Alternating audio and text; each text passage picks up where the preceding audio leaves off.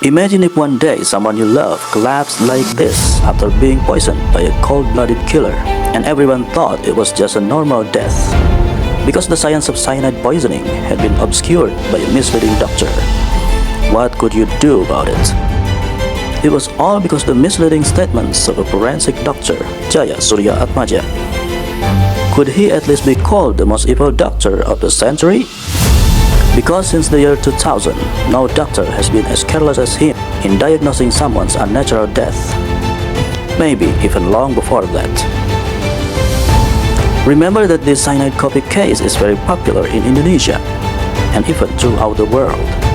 Then the impact of this misinformation will be very dangerous in the future if we don't try to change history.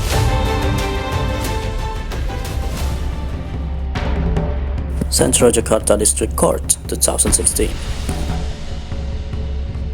Nah, waktu itu saudara periksa tubuhnya semua. Ya, Saudara temukan ada hitam-hitam di tangannya. itu kita kenal sebagai sianosis, Pak. Sianosis itu adalah kebiruan karena kekurangan oksigen, Pak. Pada waktu itu saya periksa, itu bibirnya biru, Pak. Biru. Kukunya biru. Kalau orang keracunan sianida, lebah mayatnya itu merah terang. Mukanya pun merah terang. Karena oksigennya banyak, maka lebah mayatnya itu tidak hitam, tidak biru, merah terang. This doctor always says that cyanide victims should always look cherry red and have smell like bitter almonds. But in fact, research compiled from all cyanide deaths worldwide shows the very different results from his opinion. Cherry red and the almond odor are very rare in cyanide victims. Only 11% can look cherry red. Yes, only 11%. Like what we can see in the case of 6 people who were poisoned by cyanide at the luxury Grand Hyatt Hotel in Thailand in July 2024. 2 Americans among 6 found dead. Tonight, police suspect they drank tea laced with cyanide. Police say traces of the deadly chemical were found in the blood of 2 Americans who travelled to Thailand in the last week. The 4 others, all Vietnamese nationals. Forensic investigators revealed traces of cyanide were found on teacups in room 502 of the 5-star Grand Hyatt Erawan Hotel. Their lips and nails had turned blue, indicating a lack of oxygen. Their lips and nails had turned blue, indicating a lack of oxygen. Jaya always wanted to be different from other forensic doctors in order to fulfill the wishes of lawyer Otto Hasibuan. He even disagreed with other forensic doctor Beng Beng Ong from Australia about the cherry red, whom Otto Hasibuan had brought in to defend Jessica Wongso. Tadi Anda mengatakan bahwa sianida itu ada aroma bau almond pahit, dan orang yang keracunan sianida itu akan cherry red, seperti itu. Ya. Kemerahan. Harus selalu ada nggak itu? Selalu terlihat atau tercium nggak? Harus, Pak. Harus, Karena itu ciri khas, Pak. itu akan selalu ada ya, titik. Itu jawaban Anda. Iya. Profesor Ong kemarin mengatakan tidak selalu ada. Anda sepakat dengan jawaban itu? Tidak selalu ada tanda-tanda itu. Begini, Pak.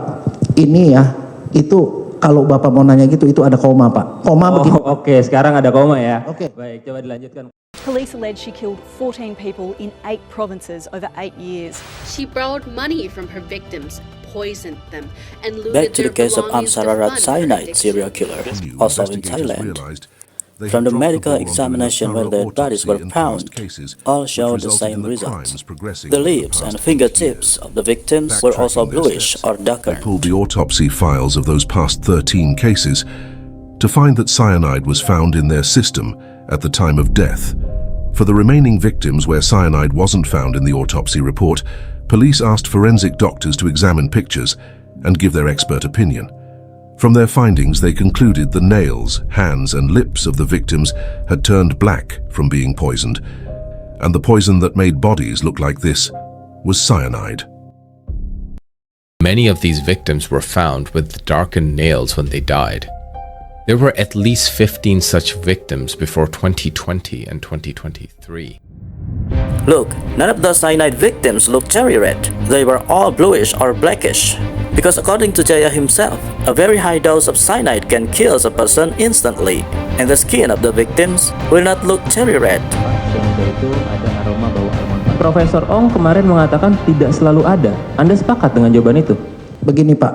Ini ya, itu kalau Bapak mau nanya gitu, itu ada koma, Pak. Koma begini, Pak. Oke, sekarang ada koma ya. Oke. Baik, coba dilanjutkan komanya. Begini, Pak. Kalau yang dia per oral, Pak, per minum, itu ada dua Pak, satu yang agak lama matinya, satu yang mati seketika cepat karena dosisnya terlalu tinggi. Kalau yang lama Pak, lama-lama itu karena oksigen nggak kepake, itu mulai bisa dia berubah Pak. Jaya publicly admitted that he had studied his field for decades and earned so many titles to his name. He has also been involved in many autopsies, including those of the Bali bombing victims in 2002. This is what captivated almost everyone in Indonesia to blindly trusted him, including some influencers and famous celebrities. And with his innocent appearance, that also convinced everyone that he was an honest person. Now the question is, if he's that professional, why didn't he admit that cherry red and the almond odor in cyanide victims are extremely rare? Because cherry red is just a classic sign that has long been indicated in cyanide victims, even though in fact, it only occurs in just 11% of all cases. It's just one characteristic found in the past cyanide victims. Why is he so adamant about his wrong opinion? To understand his motive, we must go back to the beginning of this case. Dharma East Hospital, 2016. He's not ignorant of those facts. He's not a stupid doctor. He just made a big mistake at the start, because he had already removed the evidence of poison in Myrna's body by formalinizing it. He is the forensic doctor who handled Myrna's body shortly after her death was confirmed. He injected 3 liters of formalin into Myrna's body through a blood vessel in her thigh. So this is what started the chaos in this case. Dan bisa dilihat di belakang saya keramaian saat ini di Pengadilan Negeri Jakarta Pusat. He is Dr. Michael Robertson, an Australian toxicologist who was also brought in by lawyer Otto Hasibuan to defend Jessica. However, his opinion does not entirely agree with Jaya, just like Beng Beng Ong. According to him, cyanide and thiocyanate can be quickly and completely removed by formalin. Formalin, even short time, will degrade cyanide and thiocyanate. Formalin bahkan dalam jangka waktu yang pendek akan mengurai kan cyanida dan thiocyanat. Baik. So this is maybe what Jaya is actually so worried about. Other forensic doctors such as Ima Dagagel, who once performed an autopsy on the body of human rights activist Munir, also had the same opinion, as did Professor Dr. Budi Sampurna and Dr. Slamet Purnomo. If Jaya admits that Myrna was poisoned by cyanide, he will be blamed for the disappearance of cyanide from Myrna's body. He defended himself by blaming Myrna's family for not allowing an autopsy to be performed. He claimed he was forced to formalinize Myrna's body because the police ordered him to, even though he had 48 hours to consider the matter before injecting it. Since we have morgue refrigerators to prevent the dead bodies from decomposing quickly, why didn't he store Myrna's body there first? Because he was the one who told the police that Myrna's death was unnatural. Why did he seem so hasty in formalizing Myrna's body? This is tantamount to destroying evidence of a crime. Was he careless? Or was he planning a big interest behind it? Or because he wanted to touch Myrna's body immediately? Well, anything could be his motive. He's still a human. And what I mean by truly evil is that he covered up his mistake by blaming the victim's grieving family. He even led us all to suspect that the perpetrator of this murder were Myrna's family themselves. Just imagine how cruel he is. Dia tahu perilaku korbannya seperti apa. Dia pasti yang melakukan itu orang yang kenal. Yang kenal. Jadi jangan salah, kalau di kriminal tuh yang dicari tuh lingkaran yang dekat-dekat, makin lama makin jauh. Jadi orang gitu. Jadi makanya ini soal-soal ini yang saya balik ke situ. Di dalam hukum pidana Indonesia, keluarga sekalipun tidak punya hak untuk menolak otopsi, Bu. Karena kewenangan itu pada polisi. Polisi perintah dokter, dokter lakukan. Kalau dibilang periksa luar, dokter periksa luar. Kalau dibilang periksa dalam, harus periksa dalam. Dan bahkan ada pasal 222 KUHP, Bu. Kalau ada orang menghalang-halangi otopsi bisa kena penjara 9 bulan, Bu. Pada saat itu? Ya saya nggak tahu, Ibu cari aja di situ. Tapi saya cuma ngomong itu ada pasalnya dan itu memang dia seperti itu. With his rhetoric, he consistently leads public opinion to suspect that perhaps the victim's family was the perpetrator of the murder, just because they didn't allow an autopsy to perform.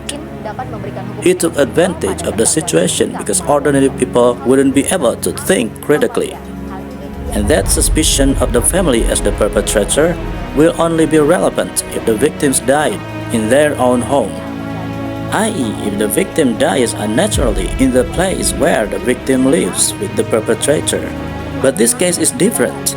Myrna clearly died in front of Jessica, who had already controlled Myrna's drink long enough before she arrived. What's ridiculous with Jaya's statement is that he consistently maintains his argument that Myrna didn't die by poison. But at the same time, he also accuses that Myrna was being poisoned by her own family. Which one is true? She didn't die of poisoning? Or she died of poisoning? How ridiculous could he be? And the misleading information he provided has become common knowledge in the medical world now. Because this case has been consumed globally, this will inspire another new crimes. Imagine how many more victims will fall in the future because of his misleading selfish opinion. That's why I said earlier that he was the most evil doctor of the century. We have to stop his opinion before everything is too late.